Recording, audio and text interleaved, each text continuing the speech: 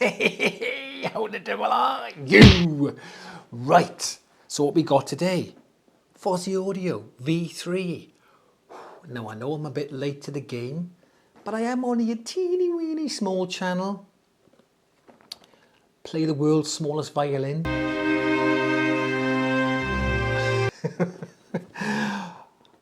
So I do get things sent to me last. The bigger channels get them first. They get to review it, and then the smaller channels kind of get them later on. But hey, I'm just thankful to even get one for free. So Fosi Audio sent me this to review, and I'm just thankful for that. Okay, so don't whatever. Anyway, I'm just going to finish my cup of tea. Now you can't beat a cup of tea. None of this Earl Grey or green tea nonsense. A cup of proper British tea. So I'm just going to finish my tea, then we'll have a look what's in the box. So what have we got? Whoa, we got the box. Wow, look at the box. Woohoo! We got the instructions. Okay. Got the amp itself and the power supply. Nothing else in the box. That's it. Now I was hoping they'd send me the 48 volt power supply to get some more oomph in there, but unfortunately they've sent me the, what have they got me here? The 32 volt 5 amp. But that's okay. It is what it is. Should still be fine. Then we've got the amp itself. So on the front we have a volume knob. There you go. And a little light to say it's on and off. That's all you got. I have to say, feels very nice. Very smooth. Nice little click there. On the back, we've got your input here, your RCA input, power supply. You've got 3.5mm in here, so you can attach another amp or a subwoofer. And we got your speaker binding posts. Now, apparently they've put some very good components in here and they spent a lot of money on the insides. But these speaker binding posts, just the same as any other Chinese amp. A little bit, I mean, they do the job. The problem with these ones, I find, is that, yeah, you can get banana plugs to put them in, but the holes in there, whoop, oh dear, the holes there to put your wire in, where is it? Where is it? Where are you? There it is, there it is, there. The holes to put them in are teeny, and you can't really get anything other than 16 gauge wire in there. So it's best to get banana plugs if you're going to use this, or maybe spades. Anyway, so that's all that's there. Let's have a little look on the inside. Let's get it apart and have a look at the gubbings. Okay, now I'm not 100% sure this comes apart. We'll have a little look, you know. Now it's got some screws on the back and they're the little Allen key strings. Teeny little Allen key. Not screws as such. Got 2 on the bottom here and 3 on the back. I'm not sure if I have to remove them or not. But let's start by removing these. I know for definite you have to do it.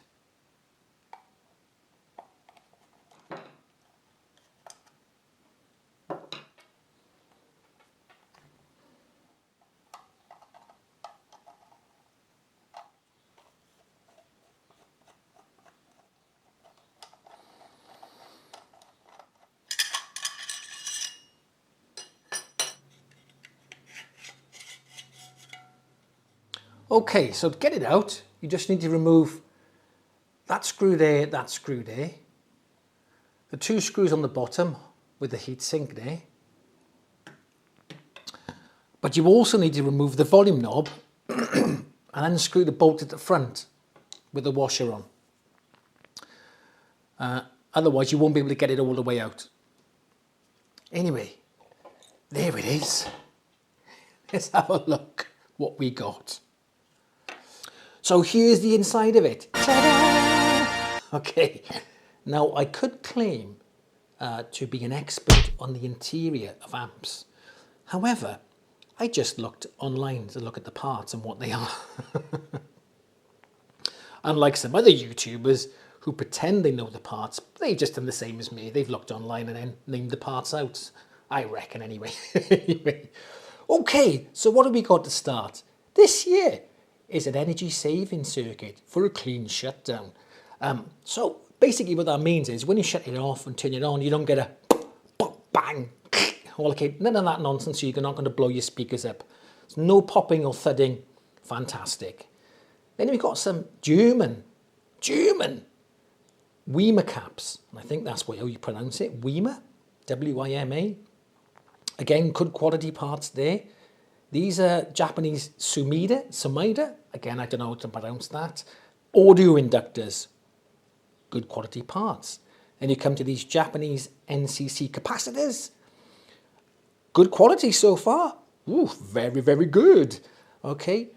And then you come to the input stage here, and you've got these Japanese Elna capacitors here. And then you've got these swappable op amps. These are Texas Instruments NE5532s. And then you've got your volume pot here. So this is a logarithmic taper A pot. Ooh! So rather than being linear like a straight line that, it's curved like this. So what that means is it's supposed to be a smoother volume control and better for human hearing. La-di-da. Okay, so all in all, very good internals. Shame about these. Rubbish. Right, so we've established that the internal components are pretty good, apart from the speaker binding posts. Yeah, okay. But, and I like the fact that it's been vented with a good heat sink on the bottom, so you're not going to get any overheating problems. But what does it sound like? Well, I'll tell you what it sounds like. Will be the point of this video otherwise. It adds no coloration to the sound. So it's basically the bass, the treble and the mids are all very equal. Nothing's too far forward, nothing's too far recessed. The bass you get is very clear, very concise. It's not really deep bass, but the bass you get is lovely. Mids are very present, not too far forward, not too far refreshed. No roll off on the treble. Very detailed, very clear, good stereo separation. I mean, this is as close as you're going to get to audiophile for 100 quid, really. Okay. Now, I did try it with my Dali Oberon 5 floor standers, and I felt that there was something missing. I'm not sure if I struggled to drive it, to drive them, I should say, but it was just something missing. It just didn't feel right. It felt a bit recessed. It wasn't quite there. And then I remembered. I was like, hang on a sec. I got some Cambridge Audio S30s tucked away somewhere. I'll get them out and try them. And wow, what a difference. I was like, you're having a laugh, ain't you? So I got these out, and they actually sounded better than my floor standing Dali Oberon 5s. What the deuce? It just drove them so much better. I was really impressed with the sound and the clarity of them. And these are a good little speaker, by the way. If you want to see a review on them, I'll put it here and in the description box. Yeah, it drove them very well. Very clear, very concise, good bass. Loved it. Now, you do get some amps like this, which when you put on, you're like, wow, hits you in the face. And you're kind of being pushed back in your chair going, wow. Okay. But the problem with them amps is after about 20 minutes, half an hour, they get a little bit fatiguing. You're like, oh, that's enough. This is not fatiguing at all. You can listen to this for hours, no problem at all. Right, it wouldn't be one of my videos if I didn't do a sound test or sound comparison. Come on, I always do it. I know it's YouTube and compression, blah-de-blah-de-blah. But hey, got to be done. So what I'm going to do is compare this to my NR12 receiver, Marantz receiver. Obviously, I'm not going to go into use any of the tone controls on the receiver at all. What you get is what you get. And I'm also going to plug them both into these, to make it fair, to plug it into these S30s.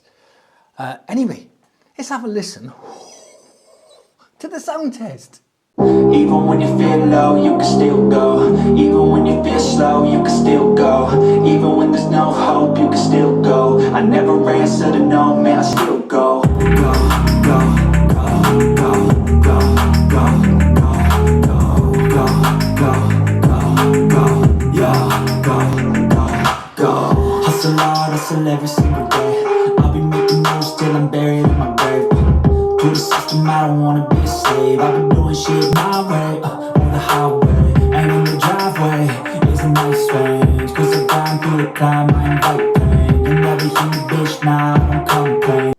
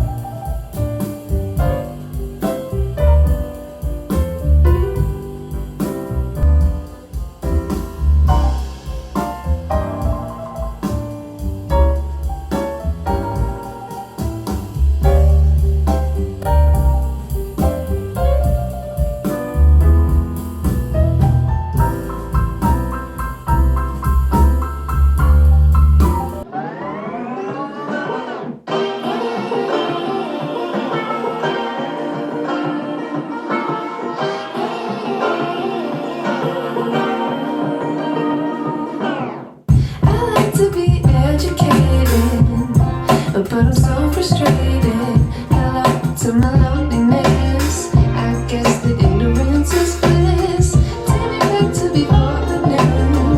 Rewind, take it out of cue. Innocence can be a young man's game. Stand up for the hall of shame. I wish I knew.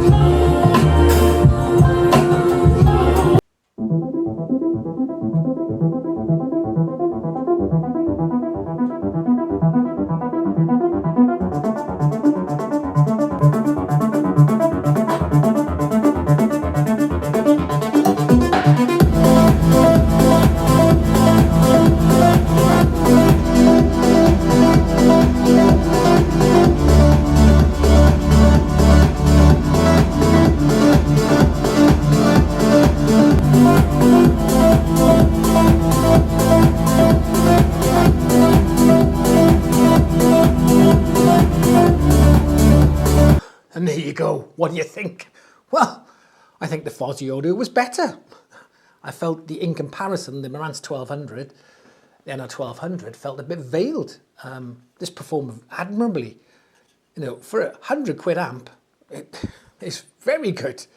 Yeah, I felt the Fosi Audio V3 sounded quite a bit better. Just to let you know though that I did have to turn the volume up almost 3/4 of the way to get to 85 dB. I do like to listen to it pretty loud. So 75 would be here and then 85 would be around about there-ish. But in saying that, even at high volume, it didn't distort at all. Even if I whacked it fully up and it didn't distort, so that was good. And at low volumes, you don't really lose the bass that much. Whereas other amps, you know, some of them have a loudness button to stop you losing that bass. But I felt that the bass was still there even at lower volumes. So that was pretty cool. But here's the thing. It's a good little amp, but it's just an amp. That's all there is, nothing else to it. The Marantz NR 1200 has a DAC, streaming capabilities. There we go. It has internet radio, it has DAB radio, it has a phono stage, it's got HDMI ARC, it's got everything bunged into it. And I got that for 350 quid, which was a bargain as far as I'm concerned. And I did think it sounded very good until I listened to this little thing. But it's got a lot in it. So if you're going to use this as a desktop amp or in your office or whatever, you just want to use it as an amp, as it is, nothing else, then it's fine. But if you want to connect it to your PC, you're going to need a DAC. DAC's going to set you back anywhere between 100 and 200 quid. Say you've got a topping E50, for instance, that's £200, bam. If you want to connect a turntable to it, if it doesn't have a built-in phono stage, you're looking at another, again, £150 to £200. Maybe you get a Shitmani 2, that's a good little phono stage, that's about 190 quid. So that's another 200 quid, that's 400 quid. And then maybe you want to get a streamer. So maybe look at the Wii Mini, which is 90 quid, or Wii Mini Pro, which is even better. Don't need so that will set you back about 150 quid. So all in all, you're looking at, what, £600-ish? All in. So, you know, and you don't want to get poor quality stuff to go with it, do you? You want to get decent quality stuff to match with the quality of the amp. So there's the caveats there, really. But all in all, it's a very good little amp. Thoroughly recommended, great sound on it, although it will cost you a lot to add all the other things to it. Speaker pairing wise, now had I done the test through the Dali Oberon 5s, it may have been a little bit different because I feel that the NR1200 does power the Dali Oberon 5s better than this does. Plays better with them than this does. And possibly the Marantz NR12 doesn't play very well with these bookshelf speakers. I don't know. It could be that. But I think this pairs better with bookshelf speakers than it does floor standards. There could be floor standards out there that may pair with this okay. But I've only got these two sets of speakers to test with, so I don't know what your experience will be. But speaker pairings, I think, stick to bookshelf speakers. If you're on a budget, see if you can find a set of these Cambridge Audio S30s, or maybe a Wharfdale Diamond 9.1s. They're pretty good, they're not bad at all. I've reviewed them in the past. If you're looking for something a bit more modern, Q Acoustics 3020i's, they're a nice little speaker. 3010i's might be a little bit too light on the bass. You've got the Wharfdale Diamond 12s or 12.1s, and again, the 12s will be a bit light on the bass. 12.1s, if you've got a bit more room, get the 12.1s, I would. They've got a bigger driver, give you a bit more bass, and they pair well with this little beauty. Anyway, thanks for watching. That's come to the end of the video. This definitely gets a recommendation from me. And I'll catch you in the next video.